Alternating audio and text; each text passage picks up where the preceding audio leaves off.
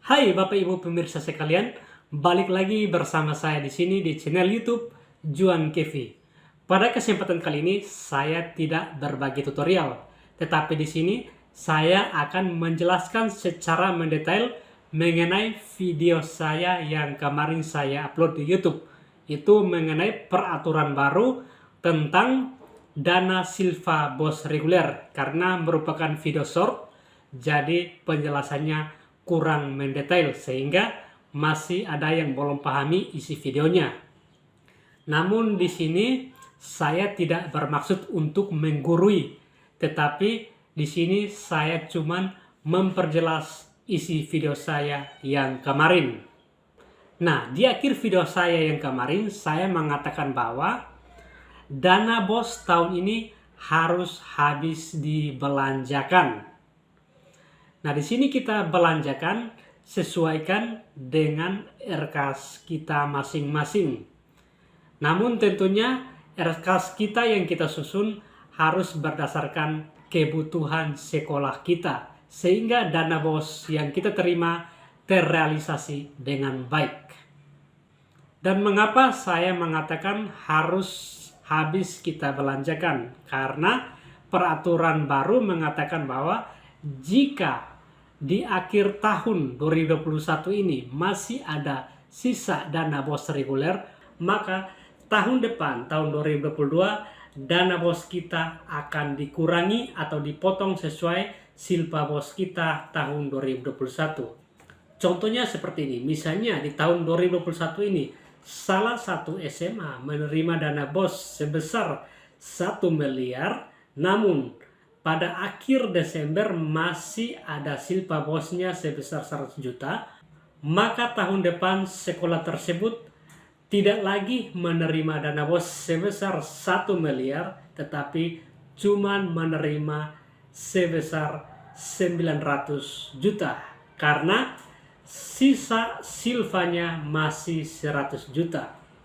Sehingga di sini Bapak Ibu bendahara bos perhatikan baik-baik sehingga tidak ada silpa bos di tahun 2021. Karena ini berdampak pada pencairan bos tahun berikutnya. Nah, di sini juga ada peraturan yang mengatur tentang silpa bos reguler ini. Itu dasar hukumnya adalah peraturan Menteri Keuangan tentang dana transfer daerah khususnya BAK non-fisik. Di sana disampaikan bahwa di akhir tahun 2021 atau di akhir bulan Desember tidak boleh ada sisa dana bos reguler di sana karena akan berdampak pada pencairan bos tahun berikutnya seperti yang tadi saya sudah jelaskan di awal.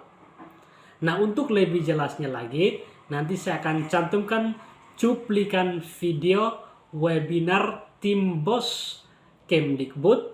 Mereka kemarin webinar mengenai rekening BOP dan rekening bos, tetapi pematerinya menyinggung tentang dana silva bos reguler.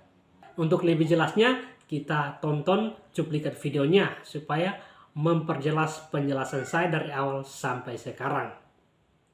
Nanti ketika akhir tahun, sesuai dengan PMK yang mengatur tentang dana transfer daerah, khususnya DAK non-fisik, itu juga disampaikan di state di sana, bahwa di akhir tahun, di akhir Desember, tidak boleh anggaran bos ada yang tersisa di satuan pendidikan.